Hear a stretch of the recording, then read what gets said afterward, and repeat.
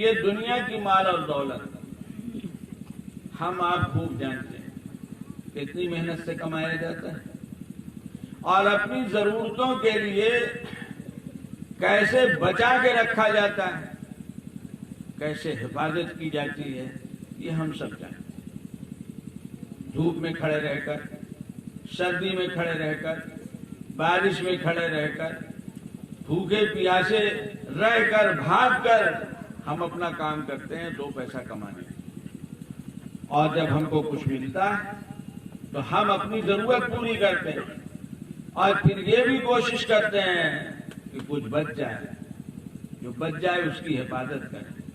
کل کو پتہ نہیں کیا ضرورت پڑے، بیماری پریشانی دنیا میں سب چیزیں لگی ہوئی، کیا ضرورت پڑے گی، ہم کو ہمارے کام آئے گی بچی ہوئی دولت، اور ہمارے کام نہیں آئے گی اولاد کے کام آئے گی۔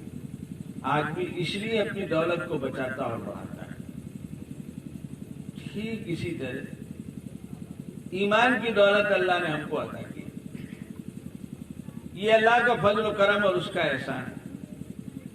ہم کو ایمان بڑی آسانی سے ملا، اور ایسے ملا کہ اللہ تعالیٰ نے ہم کو مسلم گھر میں پیدا کیا، مسلم ماں باپ کے درمیان پیدا کر دیا، مسلم خاندان میں پیدا کر دیا، تو ہم جس گھر میں پیدا ہوئے اس گھر کے لوگوں کے مسلمان ہونے کی وجہ سے ہم مسلمان کہلائے۔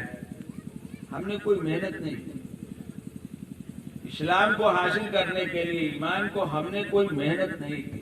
جیسے ہمارے بہت سے بھائی جو اسلام اور ایمان سے محروم ہوتے ہیں اور پیدائشی طور پر ان کا دین و مذہب کچھ اور ہوتا ہے، ان کے دل میں بات آتی ہے تو بھاگ دوڑ کر کے وہ ایمان اور اسلام کو حاصل کرنے کے لیے محنت کرتے ہیں۔ ہم نے نہیں کی، ہم کو اللہ نے نواز دیا، یہ اللہ کا بڑا کرم اور احسان ہے۔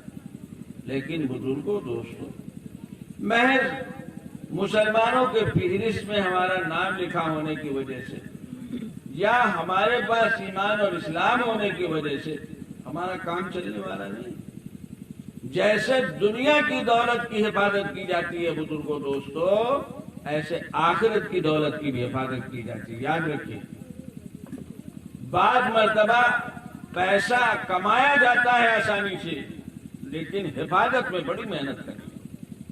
ایسی نیکی کمانے میں دقت نہیں ہوتی ہے، لیکن نیکی کی حفاظت میں دقت ہے۔ کمائی ہوئی نیکی ضائع ہو جاتی ہے۔ آدمی اپنے اعمال سے، اپنی حرکتوں سے اپنی کمائی ہوئی نیکیوں کو ضائع کر دیتا ہے۔ بڑی موٹی سی بات ہے،